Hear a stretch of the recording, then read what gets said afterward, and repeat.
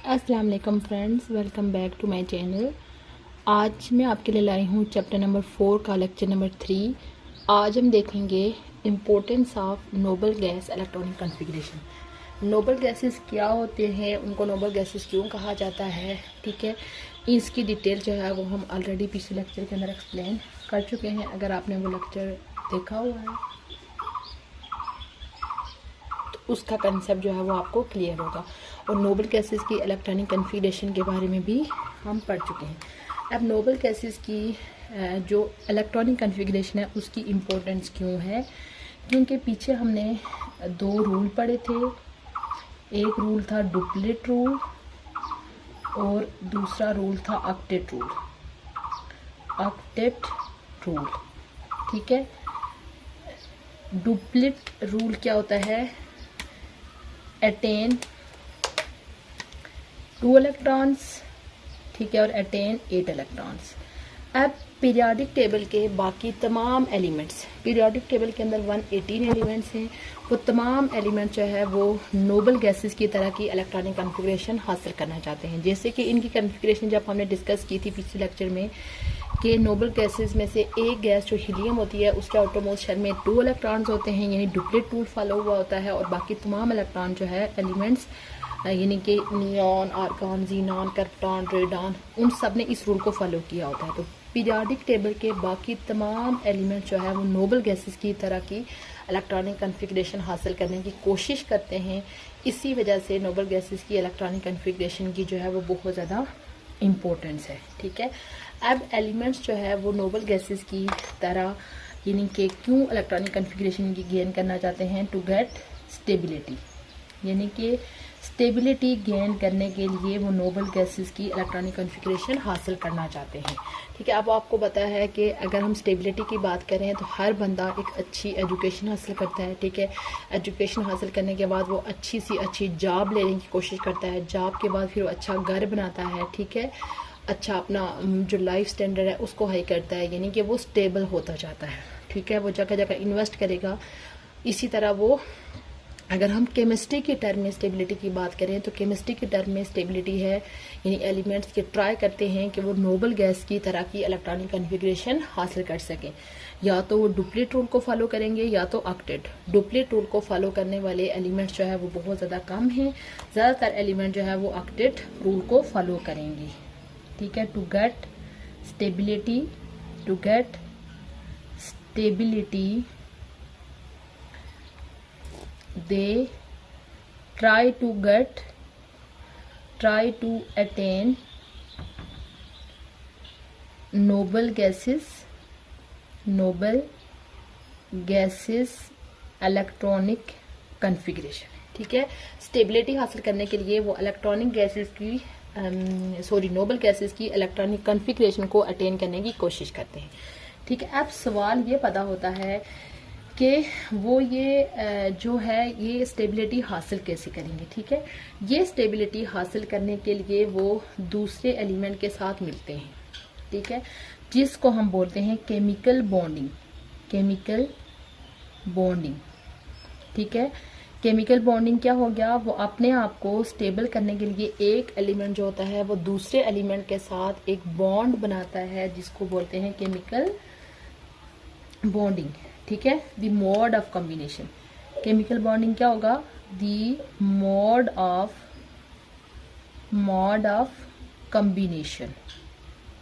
Combination is known as chemical bonding, ठीक है। यानी एक एलिमेंट जो है वो दूसरे, जैसे सपोज हाइड्रोजन है, वो स्टेबिलिटी हासिल करने के लिए ऑक्सीजन से मिलके क्या बना लेगा? H2O बना लेगा। इस टाइम फिर हाइड्रोजन भी स्टेबल हो जाएगा और ऑक्सीजन भी स्टेबल हो जाएगा, ठीक है। हाइड्रोजन के आउटरमोस्ट शेल में 2 इलेक्ट्रॉन कंप्लीट हो जाएंगे, ये डुप्लेट रूल को फॉलो करेगा। और ऑक्सीजन के आउटरमोस्ट शेल में 8 इलेक्ट्रॉन कंप्लीट हो जाएंगे, ये ऑक्टेट रूल को फॉलो करेगा। ये है मोड ऑफ कॉम्बिनेशन।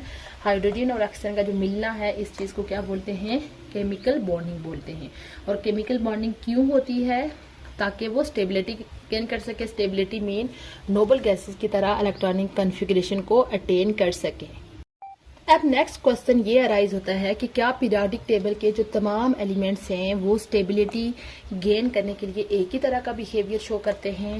नहीं, क्योंकि पीरियोडिक टेबल के अंदर मौजूद एलिमेंट्स के सबसे यानी उनके एटॉमिक नंबर एक दूसरे से डिफरेंट है। एटॉमिक नंबर इंक्रीजिंग ऑर्डर में उनको अरेंज किया गया है, तो उनका जो मोड ऑफ केमिकल बॉन्डिंग होगा वो भी क्या होगा, डिफरेंट होगा। मोड ऑफ केमिकल बॉन्डिंग यानी आउटर मोस्ट शेल के अंदर 2 या 8 इलेक्ट्रॉन कंप्लीट करने के लिए वो डिफरेंट तरह के मेथड अप्लाई करेंगे। ठीक है, वो कौन कौन से मेथड होते हैं, यानी एलिमेंट्स अपने आप को स्टेबल करने के लिए यानी अपने आउटर मोस्ट शेल में 2 या 8 इलेक्ट्रॉन कंप्लीट करने के लिए 3 तरीके यूज करेंगे। ठीक है, पहला तरीका ये करेंगे by loss of electron, loss of electron from valence shell. Valence shell के बारे में भी मैं पिछले लेक्चर में आपको बता चुकी हूँ कि जो सबसे बाहर वाला शेल होता है उसको वैलेंस सेल, यानी कि वैलेंस सेल में से इलेक्ट्रॉन को निकालेंगे। पहला मेथड ये है। दूसरा मेथड है by gain electron in valence shell. ठीक है, वैलेंस शेल के अंदर जो है वो इलेक्ट्रॉन को गेन करेंगे। और तीसरा मेथड ये है ये केमिकल बॉन्ड बनाने का by share electron, by sharing electron. ठीक है, विद अदर एलिमेंट्स, दूसरे एटम्स के साथ इलेक्ट्रॉन को क्या कर लेंगे, शेयर करके दोनों जो है वो काम कर ले, यानी कि अपना काम चला लेंगे। ठीक है, यानी कि केमिकल बॉन्ड बनाने के कितने मेथड हो गए कि अपने वैलेंस शेल में से इलेक्ट्रॉन को लूज करके किसी दूसरे एलिमेंट को दे देंगे, या किसी दूसरे एलिमेंट से इलेक्ट्रॉन को अपने वैलेंस शेल में गेन कर लेंगे, या किसी दूसरे एलिमेंट के साथ इलेक्ट्रॉन को क्या कर लेंगे, शेयर कर लेंगे। ये 3 मेथड हैं केमिकल बॉन्डिंग करने के। अच्छा, यानी अब हमने ये देख लिया कि वो ये 3 मेथड जो है वो अप्लाई करेंगे, केमिकल स्टेबिलिटी को गेन करेंगे। लेकिन अब क्या हमें कैसे पता चलेगा कि कौन सा एलिमेंट जो है वो अपने इलेक्ट्रॉन को लूज करके बॉन्डिंग करेगा, कौन सा एलिमेंट जो है वो दूसरों से इलेक्ट्रॉन गेन करेगा, और कौन सा एलिमेंट जो है वो इलेक्ट्रॉन को शेयर करेगा, ये हमें पता चलेगा ग्रुप नंबर से। ठीक है, यानी अब नाउ क्वेश्चन इज अराइज। ठीक है, अब ये क्वेश्चन अराइज होता है कि एलिमेंट्स जो है वो इनमें से कौन से मेथड को फॉलो करते हैं। ठीक है, तो ये इस चीज का हमें आइडिया होगा उनके ग्रुप नंबर से। ग्रुप नंबर, ठीक है, ग्रुप नंबर हमें ये बताता है कि किसी एटम के आउटर मोस्ट शेल में कितने इलेक्ट्रॉन्स पहले से मौजूद हैं। ठीक है, अगर किसी एटम के आउटर मोस्ट शेल में 1 इलेक्ट्रॉन मौजूद है, ठीक है, यानी कि वैलेंस शेल में वैलेंस शेल हैज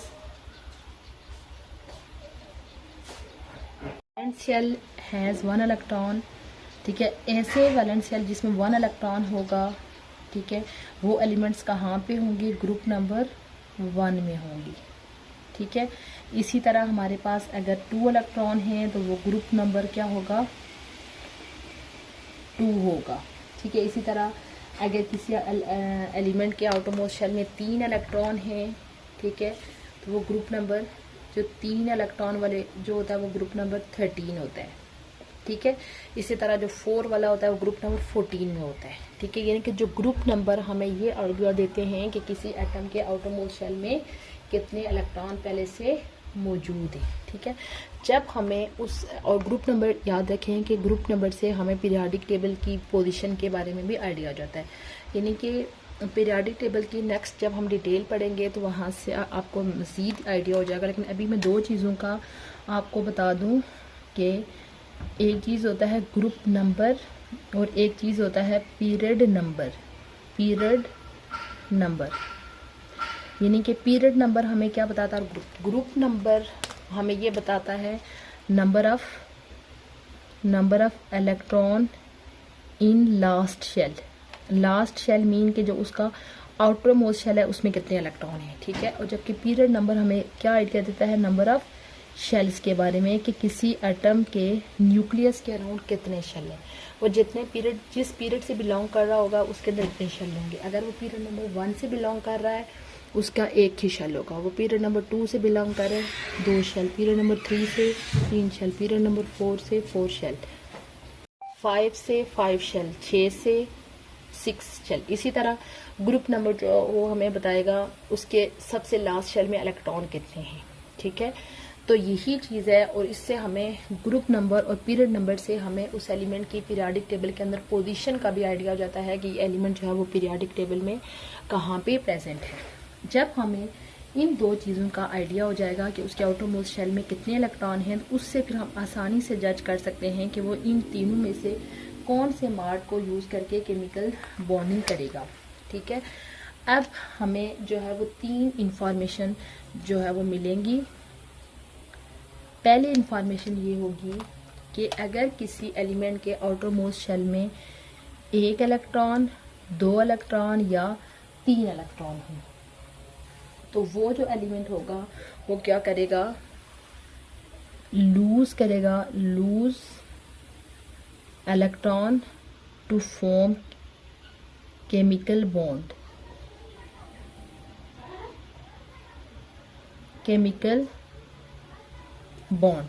यानी कि किसी एटम के आउटरमोस्ट शेल में कितने इलेक्ट्रॉन, 1 इलेक्ट्रॉन। अब आप देखिए 1 इलेक्ट्रॉन है तो उसको 7 इलेक्ट्रॉन चाहिए, 2 इलेक्ट्रॉन है तो उसको 6 चाहिए, और 5 इलेक्ट्रॉन यह है तो 3 इलेक्ट्रॉन है तो 5 चाहिए। अब 7 लेना, 6 लेना या 5 लेना बहुत डिफिकल्ट है। इसी वजह से उनके लिए आसान मेथड ये है कि वो अपने, अगर किसी के आउटरमोस्ट शेल में 1 इलेक्ट्रॉन है तो उसको निकाल देगा, उसका पिछला शेल जो है वो कंप्लीट होगा पहले से। उसके अलावा 2 इलेक्ट्रॉन है तो वो 2 को निकाल देगा, 3 इलेक्ट्रॉन है तो वो 3 को निकाल के अपना इस रूल को, ऑक्टेट रूल को फॉलो करेगा, ठीक है। उसके बाद दूसरी इंफॉर्मेशन हमें ये मिलती है कि अगर किसी एलिमेंट के आउटरमोस्ट शेल के अंदर जो है वो कितने इलेक्ट्रॉन हैं, 5 इलेक्ट्रॉन हैं, 6 हैं या 7 हैं, ठीक है। तो वो क्या करेगा, gain electron to form chemical bond,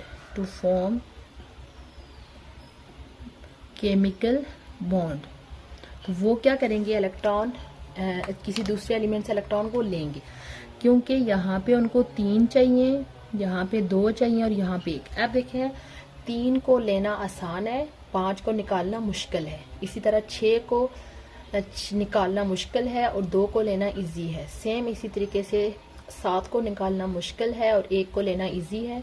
इस वजह से अगर किसी के आउटरमोस्ट शेल में 5 इलेक्ट्रॉन हैं, 6 इलेक्ट्रॉन हैं या 7 इलेक्ट्रॉन हैं, तो वो क्या करेगा, केमिकल बॉन्ड बनाएगा इलेक्ट्रॉन को लेने से, ठीक है। उसके बाद तीसरी इंफॉर्मेशन जो है वो हमें क्या मिलती है कि अगर किसी एलिमेंट के आउटरमोस्ट शेल में 4 इलेक्ट्रॉन हैं, कितने इलेक्ट्रॉन हैं, 4 इलेक्ट्रॉन हैं, तो वो क्या करेगा, तीसरा मेथड अप्लाई करेगा, share electron to form bond, यानी कि वो इलेक्ट्रॉन को क्या करेगा, शेयर करेगा बॉन्ड बनाने के लिए और अपने आप को क्या करने के लिए, स्टेबल करने। इस तरीके से जब ये इंफॉर्मेशन आपके पास आ जाएगी तो उससे फिर आपके पास कोई भी एटम हो तो आपको फ़ौरन आइडिया हो जाएगा कि वो कौन सी चीज़ को फॉलो करके अपने आप को क्या करेगा, स्टेबल करेगा। इस लेक्चर का समअप कर लेते हैं। आज हमने देखा कि नोबल गैसेस की इलेक्ट्रॉनिक कन्फिग्रेशन की क्या इंपॉर्टेंस है। नोबल गैसेस की इलेक्ट्रॉनिक कन्फिग्रेशन की ये इंपॉर्टेंस है कि पीरियाडिक टेबल के तमाम एलिमेंट्स जो है वो नोबल गैसेस की तरह बनने की ट्राई करते हैं ताकि वो अपने आप को स्टेबल कर सकें, ठीक है। तो स्टेबल करने के लिए वो दूसरे एलिमेंट्स के साथ अपने आप को उनका साथ बॉन्ड बनाएंगे और वो जो दूसरे एलिमेंट्स के साथ मिलना है इसको बोलते हैं केमिकल बॉन्डिंग। और केमिकल बॉन्डिंग के 3 मोड्स हैं, या तो वो इलेक्ट्रॉन को लूज करेंगे या गेन करेंगे या शेयर करेंगे, ठीक है। तो इस चीज़ का आइडिया होगा हमें पीरियाडिक टेबल में एलिमेंट की पोजीशन से, ठीक है। एलिमेंट की पोजीशन हमें ग्रुप नंबर से और पीरियड नंबर से आइडिया होगा। ग्रुप नंबर हमें ये बताएगा कि उसके आउटरमोस्ट शेल में कितने इलेक्ट्रॉन्स हैं और पीरियड नंबर हमें ये बताएगा कि उसके नंबर ऑफ शेल्स कितने हैं। जब हमें यह आइडिया हो जाएगा उसके बाद हमें इस चीज़ का भी आइडिया हो जाएगा कि कौन सी एलिमेंट जो है वो किस चीज़ को, कौन से मार्ट को फॉलो करेंगे। उसके लिए फिर हमने 3 चीज़ें देखी कि अगर किसी एलिमेंट के आउटरमोस्ट शेल में 1 इलेक्ट्रॉन, 2 इलेक्ट्रॉन या 3 इलेक्ट्रॉन हैं तो वो लूज करके बॉन्डिंग बनाते हैं, और किसी एलिमेंट के आउटरमोस्ट शेल में 5 इलेक्ट्रॉन, 6 या 7 इलेक्ट्रॉन हैं तो वो जो है वो गेन करके इलेक्ट्रॉन्स बॉन्ड बनाएंगे, और किसी एलिमेंट के आउटरमोस्ट शेल में 4 इलेक्ट्रॉन हैं तो वो इलेक्ट्रॉन को शेयर करके केमिकल बॉन्डिंग बनाएंगे। ये था हमारा आज का लेक्चर, जिसमें हमने नोबल गैसेस की इलेक्ट्रॉनिक कॉन्फ़िगरेशन की इंपॉर्टेंस को डिटेल में डिस्कस किया। उम्मीद करती हूँ आपको आज का लेक्चर अच्छा लगा होगा।